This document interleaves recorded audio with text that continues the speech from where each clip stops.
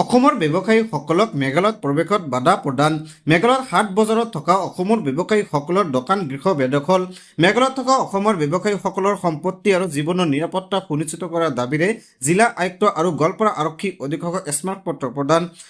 গোৱালপাৰাৰ ব্যৱসায়ীসকলক মেঘালয়ত প্ৰৱেশক বাধা প্ৰদানৰ লগতে মেঘালয়ৰ হাট বজাৰত থকা অসমৰ ব্যৱসায়ীসকলৰ দোকান গৃহ বেদখল কৰাৰ লগতে অসমৰ গোৱালপাৰা জিলাৰ ব্যৱসায়ীসকলৰ মাজত হাহাকাৰময় পৰিৱেশৰ সৃষ্টি হৈছে। সেয়ে আজি গোৱালপাৰা জিলা ব্যৱসায়ীসকলৰ সম্পত্তি আৰু জীৱনৰ নিৰাপত্তা সুনিশ্চিত কৰাৰ দাবীৰে জিলা আয়ুক্ত আৰু জ্যেষ্ঠ আৰক্ষী অধীক্ষকক এখন স্মাৰকপত্ৰ প্ৰদান কৰে কৃষ্ণাই ক্ষুদ্ৰ ব্যৱসায়ী খাটোৱা সন্থাই।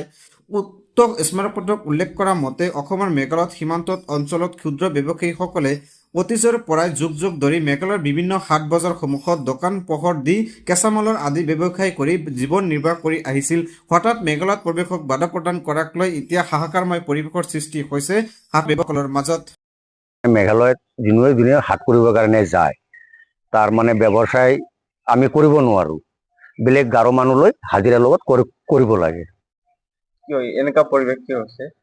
এইটো সিহঁতে মানে NGOৰ পাৰ্টিৰ লগত মানে কি হৈছে, এই ৰাজাৱালাৰ পাথৰ কুঁৱাৰীৰ লগত, সেইটোতো আমি ক'ব নোৱাৰো। এতিয়া ভুক্তভোগী গোৱালপাৰা কৃষ্ণাই সমস্ত মানে এই মানুহবিলাক ভুক্তভোগী আছে। এতিয়া আপোনালোকে বজাৰ কৰিব নোৱাৰে? বজাৰ কৰিবৰ কাৰণে আমি যাব পাৰো, কিন্তু সিহঁতৰ মানুহ ৰাখিব লাগিব লগত, হাজিৰা দিব লাগে। হাজিৰা দিব লাগিব 400-500 সিহঁতৰ মানুহ দিব লাগে, দোকানখন কৰিব দিব লাগিলে।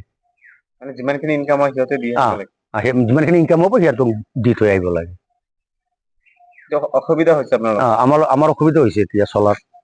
কিমান মানুহ এনেকুৱা অসুবিধাত পৰিছে? অসুবিধাটো বহুত মানুহে, প্ৰায় 1000 ওপৰত হ'ব অসুবিধাত মানুহ পৰি আছে।